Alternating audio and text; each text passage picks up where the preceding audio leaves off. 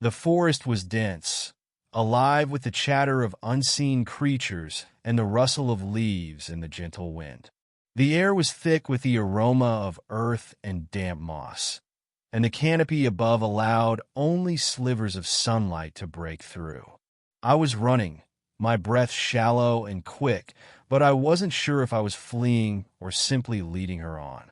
The alien warrior woman had been following me for hours, her presence both intimidating and intriguing.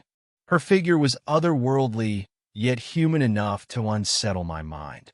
Her armor glimmered like liquid metal, molding perfectly to her lithe, yet muscular frame.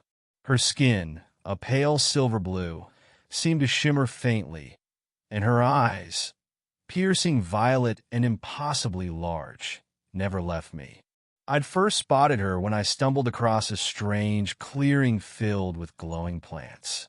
She emerged from the shadows, a spear-like weapon in hand, her movements fluid and purposeful. I hadn't waited to see her intentions. Instinct took over, and I bolted. But no matter how far or fast I ran, she was always behind me, her steps impossibly silent, her gaze unyielding. Now, as my legs began to tire and my heart pounded in my chest, I realized there was no escaping her. Suddenly, the forest fell silent.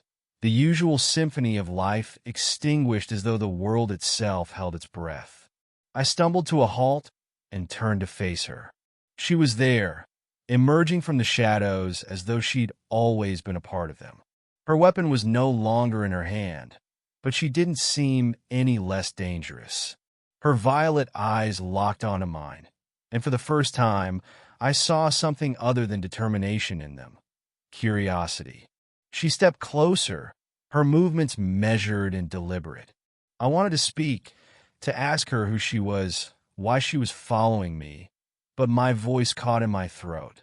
Instead, she spoke first, her voice melodic yet commanding, the words an unfamiliar language that somehow resonated in my mind.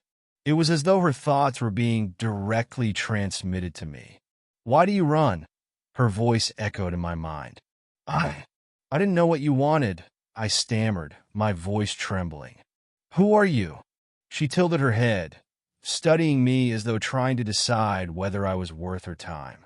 "I am Elithra," she said, her tone softening slightly. "And you are unlike the others." "Others?" I asked, confused. She stepped closer, and I resisted the urge to back away. "Your kind are loud, destructive. But you are different. You do not harm this place." Her words caught me off guard. "You've been watching me?" She nodded, a faint smile tugging at the corner of her lips. "For a long time. I needed to be certain." "Certain of what?" "That you could be trusted," she said simply. "My world is gone, consumed by those who care only for their gain. I will not allow this one to suffer the same fate." Her words hung in the air, and I realized the weight of her mission. She wasn't just a warrior. She was a guardian, a protector of this fragile balance. And somehow, she had decided I was part of that balance. "What do you want from me?" I asked, my fear beginning to fade, replaced by a strange sense of responsibility. "To learn," she said, "from you about your kind.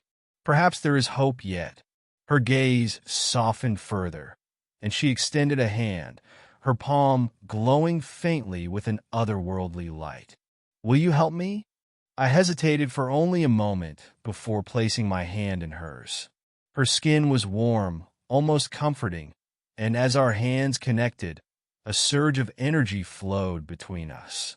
In that moment, I felt her memories, her pain, her determination. She was no longer an alien warrior to me. She was an ally, perhaps even a friend. Together, we would walk this forest, two beings from different worlds united by a shared purpose: to protect and preserve the beauty of a planet that was both hers and mine.